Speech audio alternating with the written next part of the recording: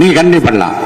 ஆஹா, எல்லாரும் வெளியே போயிட்டாங்க. இனிமே நம்ம தைரியமா வாய திறக்கலாம், தைரியமா பஞ்சு டைலாக் பேசலாம், ஒரே ஷாட்ல இந்த சீனை முடிச்சிடலாம்.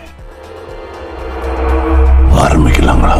இந்த சமூக நீதி அரசுன்னு சொல்றவங்களை பார்த்து கேக்குறேன், நம்ம பட்டியலின சகோதரர்களுக்கு எத்தனை அமைச்சர் பதவி கொடுத்தீங்கன்னு கொஞ்சம் சொல்ல முடியுமா? ஆனா நம்மளுடைய அரசுல அண்ணல் அம்பேத்கர் அவர்களுடைய கிட்டத்தட்ட 100 ஆண்டு கால கனவு இப்ப நிறைவேறி இருக்கு. யோ தற்கொலை, ஒழுங்கா படிச்சுட்டு வாயா.